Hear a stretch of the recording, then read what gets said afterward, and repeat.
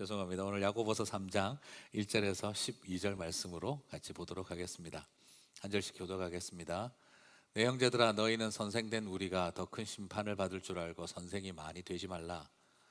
우리가 다 실수가 많으니 말에 만에 실수가 없는 자라면 곧 온전한 사람이라 능히 온 몸도 굴레 씌우리라. 우리가 말들의 입에 재갈 물리는 것은 우리에게 순종하게 하려 그 온몸을 제어하는 것이라. 또 그 배를 보라. 그렇게 크고 광풍에 밀려가는 것들을 지극히 작은 기로써 사공의 뜻대로 운행하나니 이와 같이 혀도 작은 지체로 돼 큰 것을 자랑하도다. 보라, 얼마나 작은 불이 얼마나 많은 나무를 태우는가. 혀는 곧 불이요 불의의 세계라. 혀는 우리 지체 중에서 온 몸을 더럽히고 삶의 수레를 불사르나니 그 사르는 것이 지옥불에서 나느니라. 여러 종류의 짐승과 새와 벌레와 바다의 생물은 다 사람이 길들일 수 있고 길들여 왔거니와. 혀는 능히 길들일 사람이 없나니 쉬지 아니하는 악이요 죽이는 독이 가득한 것이라. 이것으로 우리가 주 아버지를 찬송하고 또 이것으로 하나님의 형상대로 지음을 받은 사람을 저주하나니. 한 입에서 찬송과 저주가 나오는도다. 내 형제들아, 이것이 마땅하지 아니하니라. 샘이 한 구멍으로 어찌 단물과 쓴물을 내겠느냐. 내 형제들아, 어찌 무화과 나무가 감람 열매를 포도나무가 무화과를 맺겠느냐. 이와 같이 짠물이 단물을 내지 못하느니라. 아멘.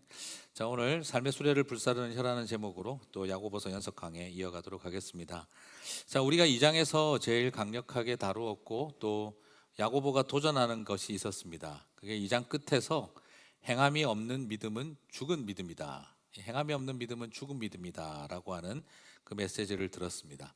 그래서 소위 말하는 언행일치의 삶, 신행일치의 삶, 믿음과 삶이 하나가 되어야 한다는, 그리고 말과 행동이 하나가 되어야 한다는 이 언행일치, 신행일치의 삶을 강조했습니다. 사실 2장 그 분위기로 본다면 3장에서는 그러므로 3장에서 이제 뭐가 나와야 되겠습니까? 행함이 없는 믿음은 죽은 믿음이니까 여러분들은 이런 사회 윤리를 실천하고 이런 어떤 사회 봉사를 실천하십시오 하는 그런 어떤 아름다운 삶에 대한 이야기가 구체적으로 나오거나 이럴 걸로 예상을 했는데요. 그런데 놀랍게도 3장은 봉사하라, 사회 봉사하라, 뭐 사회적인 활동을 하라는 메시지가 나오지 않고 오히려 선생이 되지 말라, 그리고 말에 실수가 없는 자가 되라 라는 이야기로 우리들에게 다가오고 있습니다. 믿음과 행함의 균형을 이룬 삶을 강조했던 야고보가 믿음과 행함이라고 하는, 말과 삶이라고 하는 이 두 가지를 연결시키는 가장 중요한 고리를 놀랍게도 사회적 실천이나 윤리적 실천 이런 이야기를 하지 않고 언어 생활과 말의 이 혀에 대해서 좁혀서 내려왔다는 것은 굉장히 우리들에게 인상적입니다. 저는 개인적으로 야고보의 강조점이 말보다 행동에 더 있을 거라고 생각을 했거든요. 그래서 훨씬 더 어떤 행위를 강조할 거라고 예상을 했는데 3장에 들어와서는 오히려 행동보다 어디에 강조점을 두고 있습니까? 말에, 언어 생활에 강조점을 두고 있습니다. 언행일치를 강조하는 줄 알았는데 오히려 성숙한 그리스도인의 삶을 설명하는 자리에 3장에 와서는 행위보다 더 중요한 언어 생활에 집중을 하고 있다는 것이죠. 이유가 뭘까요? 저는 이것을 통해서 두 가지를 정리를 해볼 수 있다고 생각이 되는데요. 먼저 우리가 많이 하는 말 있잖아요. 기독교인들은 말은 잘하는데 행동이 문제가 많다라고 생각했는데 오늘 지금 야고보는 역설적으로 아니, 말 자체도 문제가 많다라고 도전하고 있다는 것입니다. 너희는 말은 잘하는데 행위가 문제가 부족하다고 생각하느냐? 아니다. 너희들은 말만 잘하는 게 아니라 말도 잘 못해. 지금 이 말을 우리들에게 던지고 있다는 것입니다. 야고보서가 개인적으로 저는 이것을 묵상하면서 좀 우리에게 굉장히 좀 부담스러운 메시지를 던지고 있는 거예요.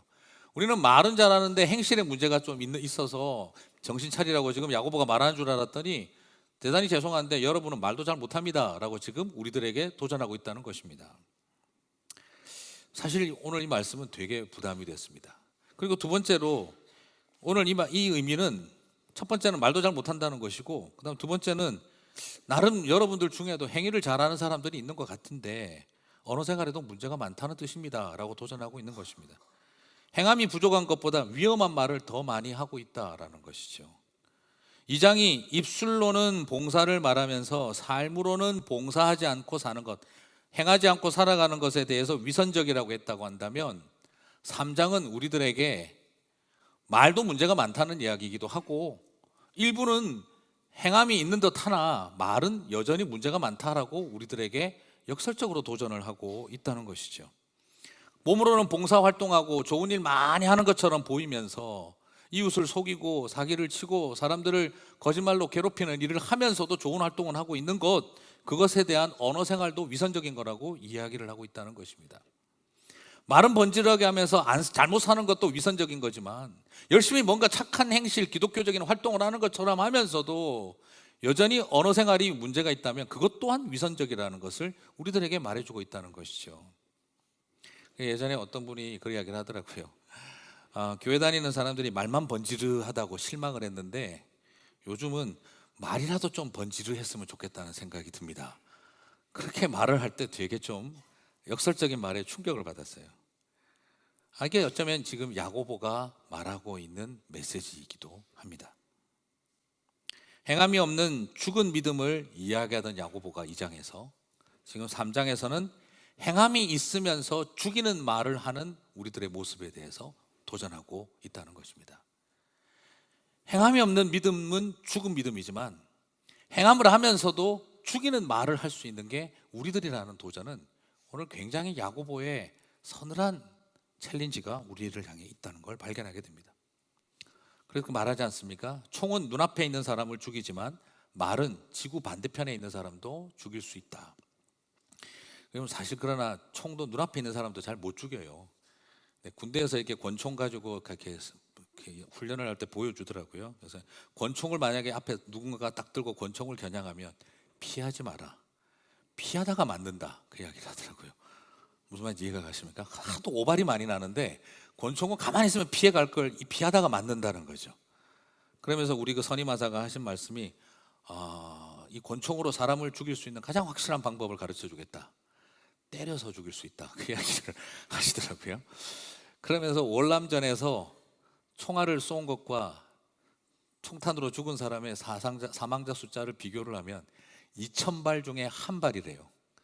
그래서 전쟁터에서 제일 억울한 게 총 맞아 죽는 거라고 이야기를 하셨습니다. 2,000발을 쏴서 한 발 맞는다는 거죠. 근데 여러분, 총은 2,000번을 쏴서 한 사람을 죽이는데 말은 한마디로 수천 명을 죽일 수도 있다는 거죠. 그게 바로 말이 가지고 있는 힘이고 위험성이라는 걸 발견할 수가 있습니다. 행함이 없는 믿음도 문제지만 행함이 있는 악한 말도 사람을 죽인다는 거죠. 야고보서 3장은 언행 불일치보다도 3장은 심각한 행언 불일치가 일어날 수 있다는 걸 우리들에게 보여주고 있습니다. 오늘 우리의 삶 속에 말은 번지르하면서 행함이 없는 삶도 문제지만 행동은 번지르하면서 말에 문제가 있을 수 있는 우리의 모습에 대한 도전을 보면서 오늘 3장이 우리들에게 야고보가 던지는 역설을 같이 한번 고민하는 시간이 되었으면 좋겠습니다. 자, 먼저 야고보는 혀와 말에 대한 가치를 높게 평가합니다. 2절을 보면 우리가 다 실수가 많으니 만일 말에 실수가 없는 자라면 곧 온전한 사람이라. 오히려 이 말은 우리를 완벽한 사람, perfect man으로 만들어준다는 거죠. 여기에서 보면 우리가 다 실수가 많다는 말은 이게 한글 번역은 좀 그냥 단순하게 뭐 실수하는 걸 이렇게 여겨지는데요. 그런 뜻이 아닙니다. 우리가 다 실수가 많으나 이 말은 우리가 모든 일에 다양한 방식으로 죄를 지으나예요. 우리가 다 실수가 많으나 뭐 실수 좀 하고 산다 이런 이야기가 아닙니다. 지금 야고보가 말하고 있는 이 말의 의도는 우리가 모든 일에 있어서 다양한 방식으로 죄를 짓고 살고 있으나라는 거예요. 무엇을 뜻합니까? 전적 부패, 그 total depravity, 전적 부패에 있는 우리의 모습이라는 거죠. 인간이 모든 일에 다양한 방법으로 죄를 짓고 살고 있다. 그런데 이런 우리가 완전한 사람이 될 수 있다는 거예요. 그건 뭐라는 겁니까? 말로 죄를 짓지 않는 것. 말의 실수, 이게 그냥 단순한 실수를 말하는 게 아니에요. 말로 죄를 짓지 않는 것. 자, 오늘 그러면 여기서 완전한 사람이라는 것은 어떤 그림을 말하냐 그러면 마태복음 5장 48절에 나오는 것과 같습니다. 예수님께서 이렇게 말씀하셨습니다. 그러므로 하늘에 계신 너희 아버지의 온전하심과 같이 너희도 온전하라. 이게 딱 완전하라 같은 표현인데요, 우리가 누구처럼 완전하라는 거죠? 하늘에 계신 너희 아버지, 하나님 아버지 같이 저희 보고 완전하라는 거예요. 여러분, 이게 가능합니까? 저와 여러분이 하나님 아버지 같이 완전한 존재가 될 수 있습니까? 불가능하거든요. 그런데 예수님이 저와 여러분에게 뭘 요구하셨습니까? 하늘에 계신 너희 아버지의 온전하심과 같이 너희도 온전하라, 완전하라라고 요구하고 계세요. 그럼 이 완전함은 뭘 말하느냐? 바로 하나님의 속성으로서의 실론적인 완전함, 예수 그리스도의 기독론적, 종말론적 완전함, 그리고 성령 하나님의 충만함으로써 우리에게 다가오시는 그 삼위일체 완성으로서의 완전함, 그리고 제사에서 제물을 드려질 때의 정결법으로서의 그 완전함을 다 인간이 어떻게 이루어낼 수가 있다 이 말이에요. 그것은 놀랍게도 다른 어떤 것이 아니라 우리가 말로 죄를 짓지 아니하면 그것은 perfect man, 완전한 사람이 된다는 거예요. 여러분, 전적 부패한 인생이, 전적으로 타락한 인생이 어떻게 스스로 완전한 삶을 살아갈 수 있다고 말할 수 있느냐? 그것은 바로 다양한 방법으로 여전히 죄를 짓고 살아가고 있다 할지라도 우리가 말로 죄를 짓지 않는 것을 완전한 존재가 되는 길로 여기고 계신다는 거죠. 여러분, 완전한 사람이 되는 것, 완전한 공동체가 되는 것, 완전한 교회가 되는 것, 어떤 비전을 가지고 얼마나 훌륭한 일을 완벽하게 해내었느냐에 달려있지 않습니다.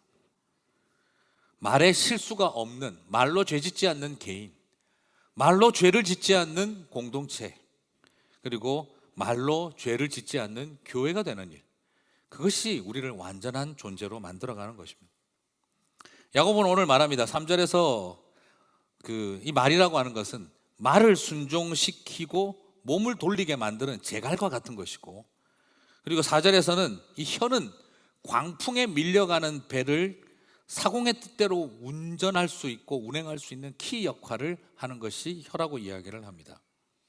이 비유들은 결국 이 혀와 말이 사람과 공동체를 컨트롤하고 광풍과 태풍이 몰려와도 갈 길을 가게 만드는 역할을 할 수 있는 게, 그게 이 혀와 말의 능력이라는 거죠. 저는 오늘 이 말씀을 보면서 굉장히 생각을 많이 하게 됐습니다. 야고보는 이 독특한 비유를 왜 했을까? 왜 말에게 물리는 제갈로 설명을 하고 광풍에 밀려가는 배의 키라고 생각을 했을까? 이것은 두 가지 이중적 의미를 가질 수 있기 때문입니다. 한번 생각해 보실까요? 우리가 사용하는 혀와 말이, 이 말이 통제불능의 말처럼 날뛰고 있을 수도 있는 것이고요, 그 날뛰는 말을 통제할 수 있는 제갈이 될 수도 있는 겁니다. 우리들의 말과 혀는 거대한 광풍이 휘몰아치는 배가 바른 길을 갈 수 있도록 이끌어주는 키 역할을 할 수도 있고요, 우리들의 말과 혀는 배를 부서뜨릴 만큼 휘몰아치는 태풍의 핵이 될 수도 있는 것입니다. 오늘 야고보는 이 두 가지 비유가 나타날 수 있는 재미난 대상을 가지고 오늘 말과 혀에 대해서 설명을 하고 있습니다. 그래서 우리는 질문을 하지 않을 수가 없습니다. 우리의 말은 거대한 광풍에 걷잡을 수 없이 밀려가는 배를 바른 길을 가게 만드는 키 역할을 하는 말과 혀인가? 아니면 그 배를 광풍에 부서뜨릴 만큼 강력한 태풍을 일으키는 핵이 되고 있는 입술인가? 아니면 나의 말과 혀는 정말 통제 불능 상태로 날뛰는 말과 같은 것인가?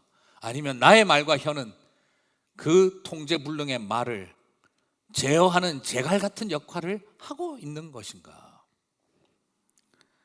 사랑하는 성도 여러분, 우리들의 언어는, 우리들의 입술과 우리들의 혀는 광풍이 되고 날뛰는 말이 되어서는 안 되고, 오히려 그 광풍에서 배를 바로 가게 만드는 키 역할을 해줘야 하고, 그리고 날뛰는 말을 통제해주는 제갈 역할을 해야 하는 줄 믿습니다.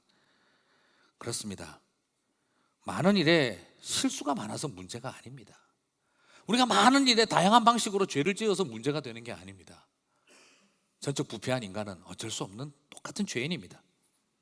그래서 많은 일에 실수하고 많은 일에 죄를 짓는다고 사람들을 평가하고 미워할 필요 없습니다. 우리도 똑같이 많은 일에 실수하고 죄를 짓고 살아가고 있기 때문입니다.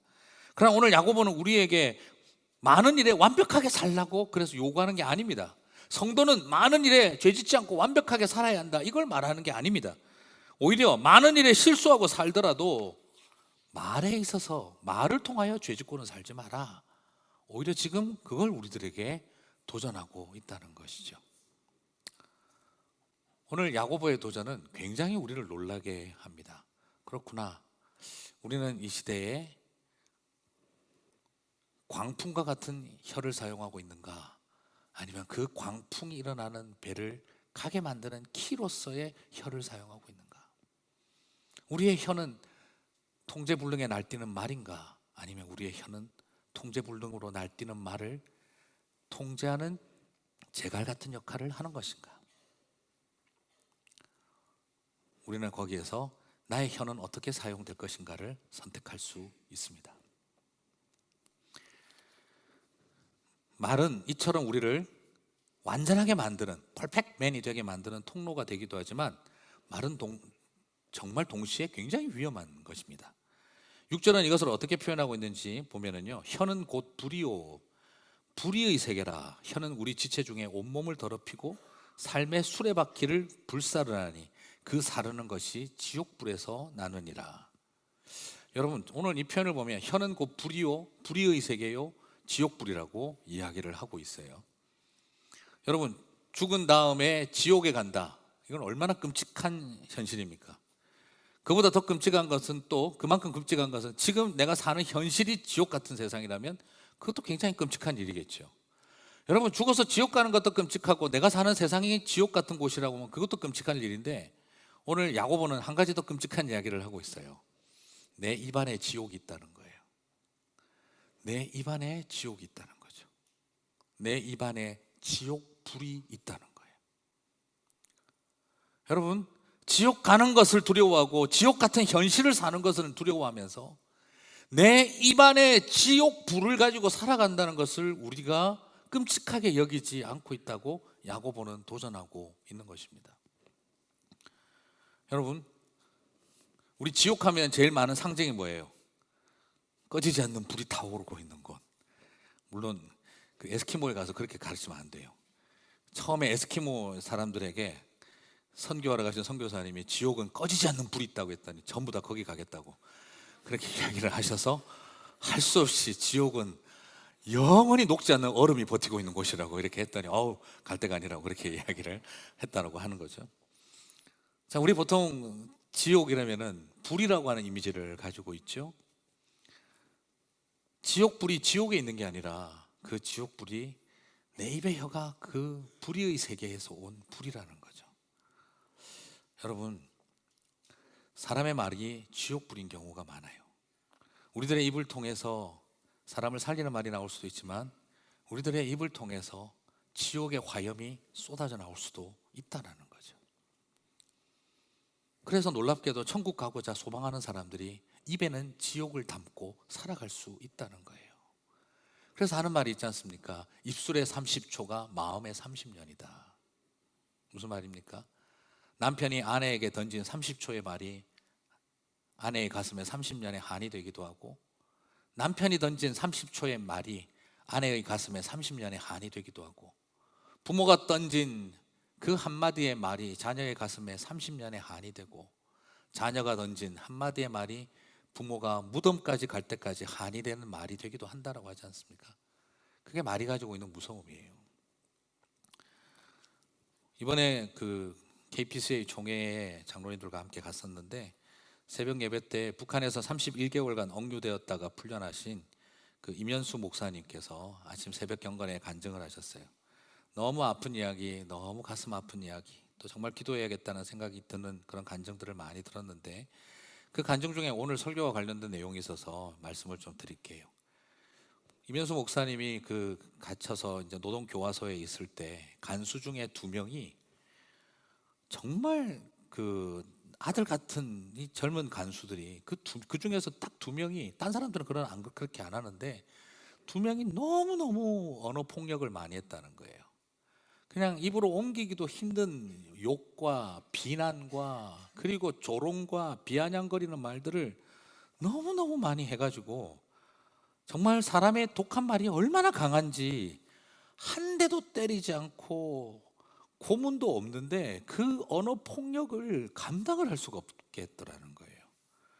그 독한 말을 듣기 시작하면서 몸이 망가지기 시작하는데 목사님이 3일 동안 29번의 설사를 했다고 해요. 먹는 것도 부실한데 29번이나 설사를 하니까 감당을 할 수가 없고, 그래도 너도 일을 해야 되니까 또 먹고 설사하면서 일을 나갔는데 3개월 동안을 쉬지 않고 설사를 했대요. 진짜 3개월을 계속 설사를 했대요.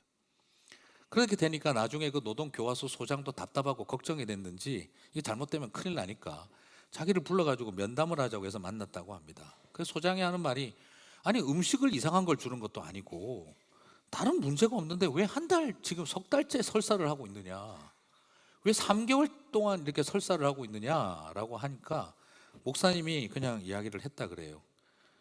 저 두 사람이 너무 거친 말로 나를 힘들게 해서 그 말 때문에 내가 너무 스트레스를 받은 것 같습니다. 그렇게 이야기하자 소장이 무슨 말인지 알겠다 하더니 그 괴롭히던 간수 2명을 배치를 바꿔서 더 이상 목사님 담당이 안 되게 해줬대요. 그리고 그 둘이가 이제 와서 자기를 말로 괴롭히지 않게 되었다는 말을 듣는 그 다음 날부터 설사가 멈추셨다고 하더라고요. 그래서 그 이야기를 하시면서 웃으시면서 하시는 말이, 사람이 겪는 언어의 폭력이, 말로 주는 스트레스가 자기로 하여금 3개월을 설사를 하게 만들었다고 이야기를 하시더라고요. 아무런 문제가 없음에도 불구하고 그렇게 되어지고 그 사람 둘이가 더 이상 나에게 오지 않는다는 이야기만 딱 들으니까 설사가 그날부터 멈추더라는 거죠. 그만큼 힘들었다는 거죠.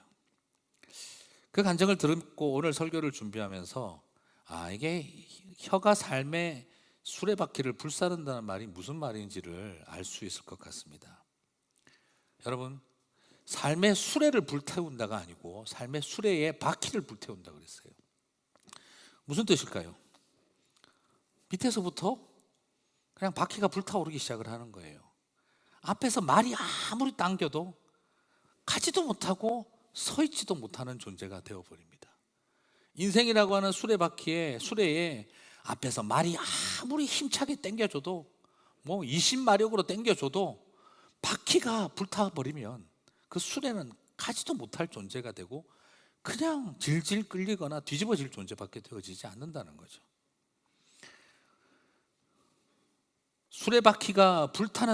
수레바퀴를 불태운다라고 하는 것은, 그건 바로 스스로 한 인생이라는 것이, 삶이라는 것이 달리지도 못하고 서지도 못하게 만들어버리는, 어떤 말로 잡아당겨도 가지 못할 존재로 만들어버리는 것, 그게 바로 말이 가지고 있는 힘이라는 거죠. 여러분, 그런데 문제는 뭐냐, 그 말의 대상자가 되는 사람도 인생의 수레바퀴가 불타버리는 거지만 동시에 그 말을 전달하는 사람도, 전하는 사람도 자신의 인생의 수레바퀴를 불태우는 것과 같다라는 거죠. 이것이 오늘 야고보가 우리에게 주고 있는 도전입니다. 그리고 8절을 보면 혀는 쉬지 아니하는 악이요 죽이는 독이 가득한 것이다 라고 이야기되어 있어요. 이게 독이 가득하다는 말이, 이게 참 바로 그겁니다. 저도 아버님이 돌아가시고 난 다음에 여러 가지 이렇게 이제 IMF가 터지고 나서 굉장히 힘들잖아요, 사람들이. 그러니까 IMF 터지고 나서 저희 아버님이 간암 말기로 투병하시다 돌아가시고 나니까 빚 정리를 하는 일이 참 쉽지가 않았어요. 말하자면 너무 기니까 간단하게만 설명을 드리면, 그래서 제가 어머니 대신 법정에 여러 번 나가봤습니다. 법정에 여러 번 나가봤는데 그때마다 아버님 돌아가시기 전까지 형님 동생 하시던 분들이 그냥 한순간에 그냥 얼굴 싹 그냥 다 바꿔버리는 걸 굉장히 많이 봤어요. 그리고 나서 쏟아내는 그 독설들이, 제가 그 말을 듣고 가만히 있는데 제가 순간 무슨 생각이 들었냐 그러면, 지금 내 심장에서 독이 퍼져나가고 있구나, 온몸에 독이 퍼지는구나 하는 걸 그때 처음 느꼈던 것 같아요. 그리고 나서 법정을 딱 나와서 섰는데 또 앞에서 막 독서를 하고 가는 사람을 이렇게 쳐다보고 하니까 제 온몸에서 막 독이 퍼지는 느낌이 나길래 뭐 어떻게 주체를 못 해가지고 벽을 치면 다칠 것 같고, 그래서 생각나는 게 지갑이 있길래 지갑을 꺼내서 딱 치듯이 한번 땅바닥에 때려치고 그냥 뒷주머니에 놓고 왔어요. 근데 집에 와서 지갑을 열어보니까 플라스틱 크레딧 카드가 다 깨져 있더라고요. 슈퍼 파워가 거기서 나오는지 제가 몰랐습니다. 마음에 이렇게 독이 들어간다는 게 이거였구나 하는 생각이 제가 들었어요. 이처럼 말은 위험한 것입니다. 말은 우리를 완전하게 만들기도 하지만 동시에 무서운 파괴력을 가진 것이 되어지죠. 그런데 이런 언어의 잘못을 누가 하느냐? 오늘 본문은 1절에서도 내 형제들아로 시작을 하고, 내 형제들아 너희는 선생된 우리가 더 큰 심판을 받을 줄 알고 선생이 되지 말라. 그리고 이 언어의 위험성에 대한 말을 하고 난 다음 9절과 10절에서도 또 내 형제들아 하며 말을 맺습니다. 이것으로 우리가 주 아버지를 찬송하고 또 이것으로 하나님의 형상대로 지음을 받은 사람을 저주하나니 한 입에서 찬송과 저주가 나오는도다. 내 형제들아 이것이 마땅하지 아니하니라. 시작도 내 형제들하고 마치는 것도 내 형제들아 이것이 마땅하지 아니하니라로 끝을 내고 있습니다. 이게 불신자들의 이야기가 아니고 바리새인들의 이야기가 아니고 사도 야고보가 내 형제들아라고 부르는 사람들이 대한 이야기입니다. 선생이 되고자 하는 사람들, 선생으로 존중받고 있는 사람들에 대한 이야기입니다. 다시 말씀드리면 누구를 말합니까? 당시의 사도들이고 당시의 교회의 지도자들이, 그리고 많이 세워진 교사들을 말하는 것입니다. 선생들을 말했습니다. 이 선생이라고 하는 것은 바로 교회 지도자들을 말하는 겁니다. 요즘으로 본다면 목회자들과 평신도 리더들에 대한 이야기와 같습니다. 야고보는 우리가 말하는 것만큼 실천을 하세요 하는 이야기도 했지만 3장에 와서는 사는 것도 중요한데 말이 더 중요합니다라는 역설적인 도전을 우리들에게 하고 있는 거죠. 그래서 오히려 우리가 행하고 있는 많은 종교적인 행동부에 걸맞는 언어 생활을 하라는 걸 오히려 선생된 자들, 목사된 자들, 장로된 자들, 그리고 교회의 지도자 된 자들에게 지금 말하고 있다라는 것입니다. 그래서 뭐라고 말하고 있습니까? 더 큰 심판을 받을 줄 알고 선생이 되지 말라라고 말을 하고 있어요. 이 말은 무슨 말입니까? 더 큰 심판을 받을 줄 알고 장로가 많이 되지 말라라고 한 거고요. 더 큰 심판을 받을 줄 알고 더 목사가 되지 말라라고 이야기를 하고 있는 것과 같습니다. 그렇습니다. 실제로 사도 바울이 그 시대에 굉장히 힘들었던 싸움 중에 하나가 바로 뭐냐 그러면, 사도 바울도 같은 사도들과 예수의 제자들과의 싸움이, 그리고 예수님의 예수님을 따른다는 지도자들과의 갈등이 더 힘들었습니다. 여러분 기억하시지 않습니까? 오죽했으면 디모데후서 4장 14절에서 디모데에게 바울은 이렇게까지 말했습니다. 구리장색 알렉산더에게 주께서 그 행한 대로 갚으시리니 그가 너에게도 해가 되리니 조심하라. 그렇게 남겨놓을 만큼 그 갈등이 있었습니다. 그리고 빌립보서에서는 내 마음을 괴롭게 하기 위하여 열심히 전도하는 예수님의 제자들, 선생이라는 사람들이 있다.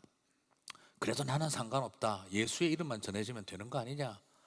그렇게 할 만큼 괴로웠던 자신의 심정을 바울도 밝히고 있죠.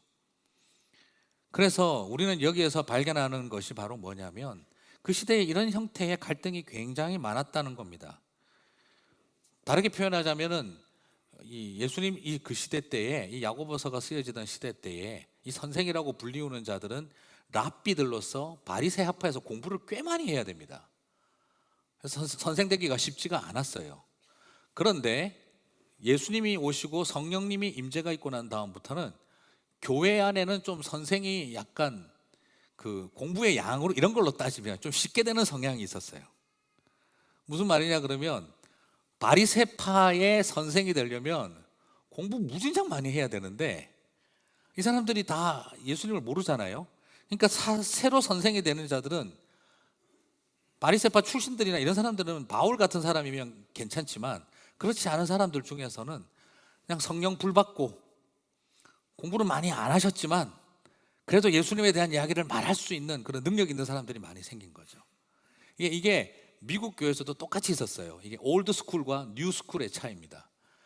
미국이 그 The First Great Awakening이라 그러죠. 제1차 대각성 운동이 일어나고 난 다음에 올드 스쿨들은 아무리 급해도 목회자 교육은 정말 하드 트레이닝 시켜야 된다. 이게 올드 스쿨들이고, 아니다, 지금 복음의 역사가, 성경의 역사가 막 일어나고 있는데 신학 교육 그런 게 뭐가 그렇게 중요하냐, 열심히 그 순회 전도자들을 일으키고 그들이 가서 복음 전하게 시켜야 된다. 그래서 교인들이 100명 이상 모이고 3년 이상 목회하면 안수 줘도 된다.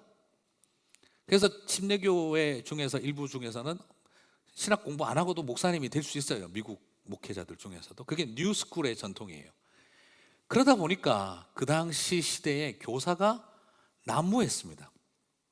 그러다 보니까 이상한 교사들도 막 생기는 거예요. 뭐냐 그러면은 바리새식으로 공부해서 할례파 교사들이 나오기도 하고, 또 발람의 교훈을 가르치는 거짓된 가르침도 선생들도 등장하고, 그리고 또 그 시대에는 로마 쪽에는 헬라 철학의 영향을 받아서 나오는 영지주의자들, 영지주의, 그노시스트라고 하는 영지주의자 교사들이 또 생기기도 하고, 희한한 교사들이 막 생기기 시작을 하는 거예요. 이쪽은 헬라식의 로마식의 영지주의 교사가 생기고, 이쪽은 히브리파식의 할례파 율법을 지키라는 교사가 생기고, 또 딴 데 가면은 발람의 교훈을 가르치는 또 이상한 선지자들도 생기고, 온갖 교사들이 난무하기 시작을 해버린 겁니다. 그러니까 서로가 어떻게 되기 시작하는 거죠? 내가 더 옳다, 저것들은 틀렸다. 그러면서 이 할례파와 발람의 교훈을 따르는 자들과 이 영지주의 교사들 간에 그냥 서로를 향한 비방과 경쟁이 과도하게 일어나고 있었던 거예요. 그래서 사도 바울을 괴롭힐 의지로 전도를 열심히 하는 사람도 있고, 그리고 끊임없이 바울을 공격하는 사람이 외부인이 아니라 같은 순회 사역자들, 전도자들 중에서 그런 사람들이 생기기 시작을 한 거죠. 그런 모양을 바라보고 있던 야고보가 답답했던 것입니다. 선생이 되려고 하지 마라 라고 이야기를 한 거예요. 제발 부탁하는데 목사 되려고 하지 마시고, 장로 되려고 하지 마시고, 선지자 되려고 하지 마시고, 그냥 차라리 더 큰 심판 받지 않도록 조심하십시오, 이 말을 한 거예요. 왜 그렇습니까? 선생 소리를 듣고 싶은 거예요.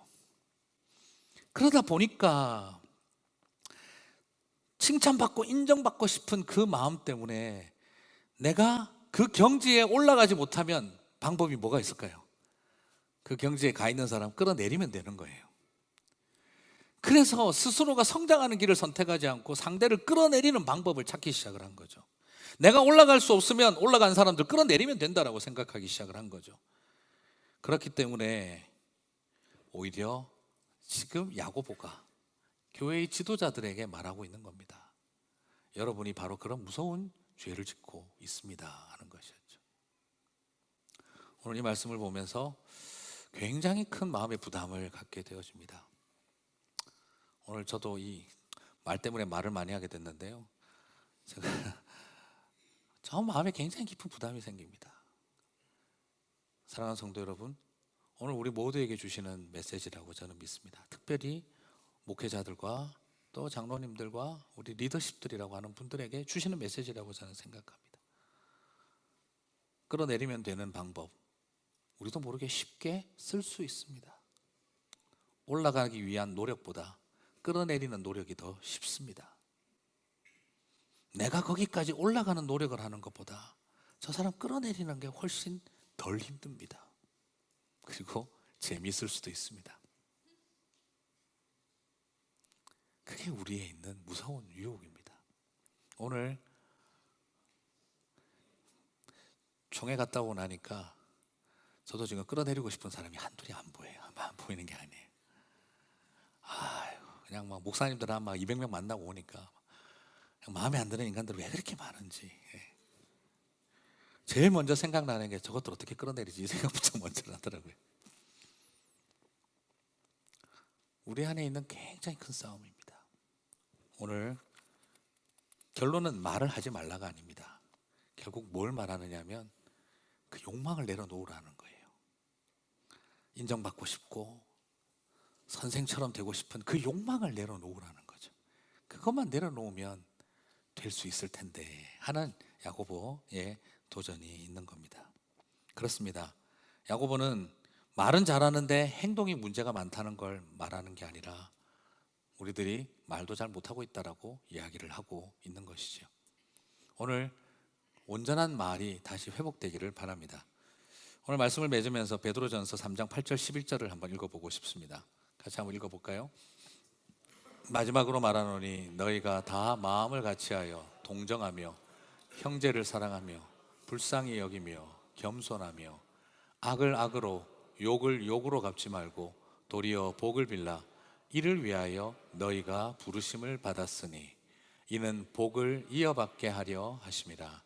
그러므로 생명을 사랑하고 좋은 날 보기를 원하는 자는 혀를 금하여 악한 말을 그치며 그 입술로 거짓을 말하지 말고 악에서 떠나 선을 행하고 화평을 구하며 그것을 따르라. 아멘. 베드로전서 이 말씀은 늘 기억하실 필요가 있습니다.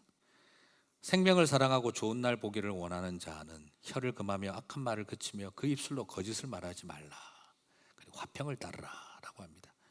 여기서 나오는 거짓이라는 말은요, 어원적으로는 가짜 미끼, 올가미, 덫이라는 뜻입니다. 사람들이 물게 만들고 걸리게 만들고 붙잡히게 만드는 거짓말이라는 거죠. 그냥 단순한 이런 거짓말을 말하는 거예요. 예를 들어서 그죠? 송병주 목사가 배용준을 닮았다. 이런 거짓말은 문제 될 게 없어요. 네. 이 거짓말로 죽을 사람이 있는 것도 아니고 누가 실족할 사람도 없습니다. 이런 거짓말은 널리 퍼뜨려도 좋습니다. 오늘 이 말하고 뒷감당을 제가 어떻게 할지 제가 알 수가 없는데요. 근데 여기서 거짓말이라고 말하는 것은 미끼가 되고 덫이 되는 걸 말해요. 오늘 정말 무서운 거짓은 미끼와 올가미와 덫을 던지는 것입니다. 오늘 우리가 조심해야 되는 부분은 바로 거기에 있습니다. 그래서 끊임없이 우리의 삶 속에 하나님의 말씀을 붙들고 하나님, 우리가 정말 생명을 사랑하고 좋은 날 보기를 원하는 사람이라면 악한 말을 그치고 입술로 거짓을 말하지 아니하고 화평을 구하며 따르는 자가 되게 해 주십시오. 그것이 고백이 되었으면 좋겠습니다.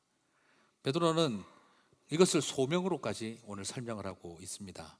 악을 악으로 욕을 욕으로 갚지 말고 도리어 복을 빌라.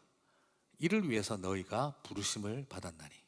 여러분, 우리의 소명은 선교적 소명, 봉사활동 소명, 목사의 소명, 평신도 지도자의 소명, 이런 소명이 소명이라고 말하고 있는 게 아니라 베드로가 오늘 우리들에게 말하고 있는 콜링은 무엇입니까? 바로 악을 악으로 갚지 않고 욕을 욕으로 갚지 않고 복을 비는 소명, 콜링을 받았다는 거예요. 여기서 복이라고 하는 것이 바로 무엇입니까?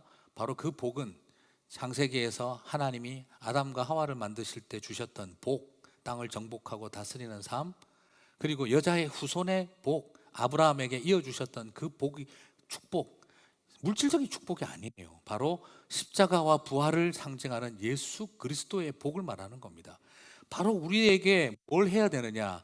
악을 악으로 갚지 않고 욕을 욕으로 갚지 않고 우리는 십자가와 부활을 빌어주어야 한다는 거죠. 그래야 우리가 뭐라는 겁니까? 이는 뭐냐? 우리가 그 복을 이어받기 위해서라는 거예요.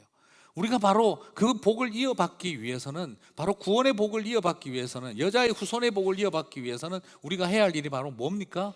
악을 악으로 갚지 않고 욕을 욕으로 갚지 않고 복으로 갚아드리는 일이라는 거예요. 그게 바로 나를 그 복을 이어갈 사람들로 만들어주고, 그리고 그 사람들을 동시에 뭐가 되게 하는 겁니까? 그 복을 이어갈 축복의 통로가 되게 해주는 거라는 거죠. 사랑하는 성도 여러분, 바로 그 복을 이어받는 저와 여러분이 되시기를 바랍니다.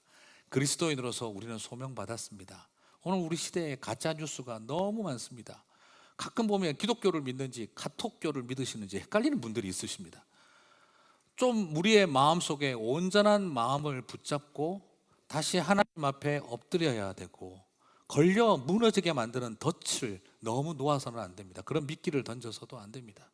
오히려 하나님의 백성들은 더 중요한 것은 바로 생명을 사랑하고 좋은 날 보기를 원하는 사람들, 악을 악으로 갚지 않고 욕을 욕으로 갚지 않는 사람, 선을 선으로 갚고 칭찬을 칭찬으로 갚는 일이 소명이 아닙니다. 악을 복으로 갚고 욕을 복으로 갚는 것, 그게 하나님께서 저와 여러분을 부르신 이유인 줄 믿습니다. 바로 그 복을 이어가는 사람들이 되시기를 바랍니다. 생명을 사랑하고 좋은 날 보기를 원하는 분들이 되시기를 바랍니다. 지금 우리의 삶에도 그런 것들이 많을 때 여러분, 욕과 그리고 악앞에 쓰러지지 마시고 그 모든 것을 축복으로 승리하시는 저와 여러분이 되시기를 주님의 이름으로